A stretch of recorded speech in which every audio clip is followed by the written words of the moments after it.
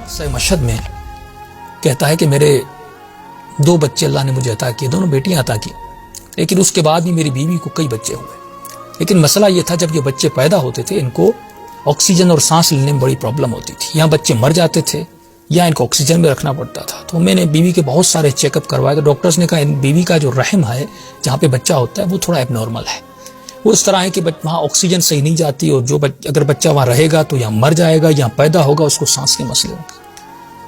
تو میں نے کہا بس پروردگارا، بہت متدین اور متقی آدمی تھا، بیوی متدین تھی، کہا میں تھک گیا ہوں، کبھی اس ہاسپٹل میں، کبھی فلاں چیک اپ، کبھی فلاں اسپیشلسٹ کے پاس، کبھی نامحرم ڈاکٹروں کے پاس، مجبوری کی حالت میں جانا پڑتا ہے۔ کہتے میں تنگ آ گیا تھا، میری غیرت اجازت نہیں دے رہی تھی۔ میری بیوی نے کہا بس بچے نہیں چاہیے، میں بھی ہاسپٹل میں یا ڈاکٹرز کے چکر میں نہیں آنا چاہتی۔ تو کہتے ہم پریشان تھے، ہم نے ارادہ کیا بس اب یہ 2 ہی بچے اور انہی کو رکھیں گے اور آگے مولاد نہیں کریں گے، کیونکہ ہم تنگ آ گئے تھے، بہت سارے شرعی مسائل بھی پیش آ رہے تھے اور میری غیرت بھی اجازت نہیں دے رہی تھی۔ تو لیکن اچانک سے میری بیوی کو پھر دوبارہ حمل ہو گیا۔ اب ہمیں ارادہ بھی کیا تھا لیکن دوبارہ حمل ہو گیا، اب میں پریشان ہوں گا کیا کریں اس بچے کا۔ کہتے کافی عرصہ گزرنے کے بعد تقریباً 8-9 مہینے گزر گئے، اور اتنے میں ایک جگہ مجلس ہو رہی تھی امام موسیٰ کاظم کی نسبت سے، کوئی امام حسین کی مجلس تھی، میں اندر گیا، وہاں پر یہی واقعہ سنا کہ ایک درندہ بھیڑیا امام کے پاس ہے، اس کی بیوی کو بھی یہی مسئلہ تھا۔ میں نے کہا یہ تو ایگزیکٹ میرا مسئلہ ہے جو ممبر پر بیان ہو رہا ہے۔ اب یہ مشہد کا واقعہ ہے۔ کہتا میں فوراً واقعہ سننے کے بعد وہ سنا رہا تھا، میں زار و قطع رو رہا تھا، مولا اب یہ بچہ میرا ہے یا مرا ہوا پیدا ہوگا یا پھر اس کی سانس ہوگی، میں ڈاکٹرز میں نہیں جانا چاہتا، یا مرد ڈاکٹر ہیں، خواتین کی کمی ہے، بہت متدین ہوں، میری غیرت اجازت نہیں دیتی، میں اور میری بیوی تکلیف میں کیسے کروں۔ کہتا اتنے میرے ذہن میں خیال آیا، میں نے کہا وہ حیوان ہے، جب مشکل میں گرفتار ہوا اس سے یہ معرفت تھی، اندر اس کا خالص تھا، اسے پتا تھا کہ مجھے امام کے در پہ جانا ہے، اور اے بندے خدا تو 7-8 سالوں سے ہاسپٹلز کے اور ڈاکٹرز کے دھکے کھا رہا ہے، امام رضا کے در پہ تو ایک بار بھی نہیں گیا اپنے مسئلے کو حل کروانے کے لیے۔ یقین، قلب سلیم۔ کہتا ایک مرتبہ میں روتا ہوا سیدھا امام کے حرم میں گیا، اور میں نے بے تکلف ہو کے امام سے بات کی۔ میں نے کہا مولا یقیناً میں اس درندے حیوان سے بدتر ہوں، میں اس سے بھی زیادہ برا اور گیا گزرا ہوں، کیونکہ میں 8 سال یہ مسئلہ آپ سے میں بیان کرنے نہیں آیا۔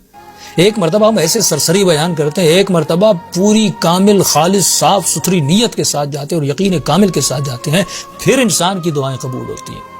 میں نے کہا مولا اتنے مہینے گزر گئے میں نہیں آ رہا تھا، اتنے سالوں سے میں نہیں آیا، لیکن ابھی آیا ہوں، اور یہ واقعہ آپ کے والد کا ہے جو باب الحوائج ہیں۔ بس میں آپ سے 2 چیزیں مانگنا ہے، ایک تو میری بیوی کی جو ڈیلیوری ہو وہ نارمل ہو، میں آپریشن کے چکر میں نہیں جانا چاہتا، دوسرا مولا مجھے 2 بیٹیاں ملی ہیں، ایک بیٹے کی مجھے خواہش ہے وہ بھی مجھے عطا کیجیے۔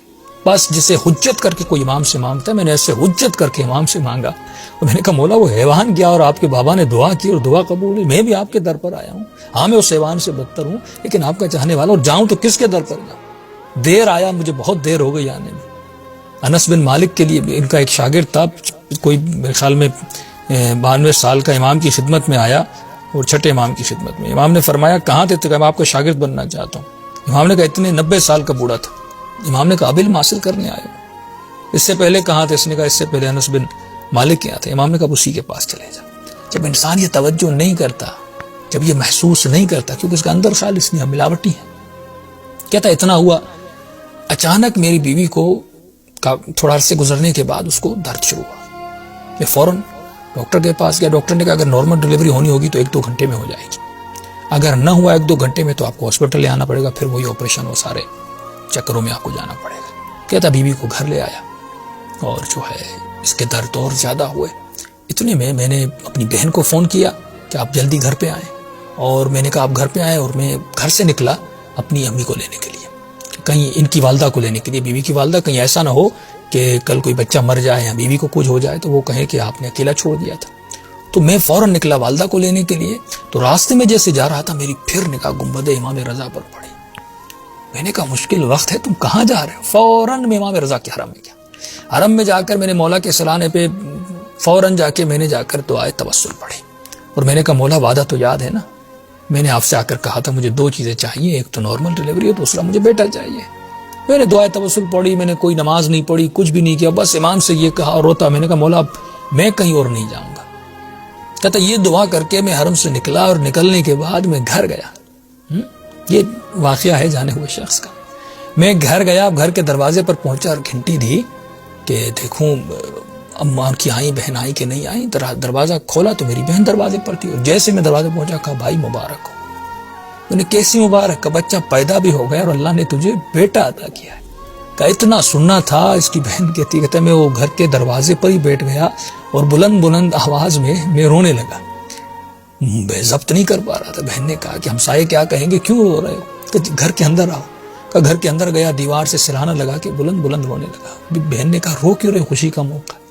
کہ امام رضا نے اپنی حاجت پوری کر دی اور مجھے کر کے دکھایا. اگر تیری نیت خالص ہو, اگر خالص نیت سے تمہارا عمل بجا ہو تو اس طرح وہ عطا کرتے ہیں کہ جو معاملہ میرے درمیان اور امام رضا کے درمیان تھے وہ واقعاً وہ باب الحوائج.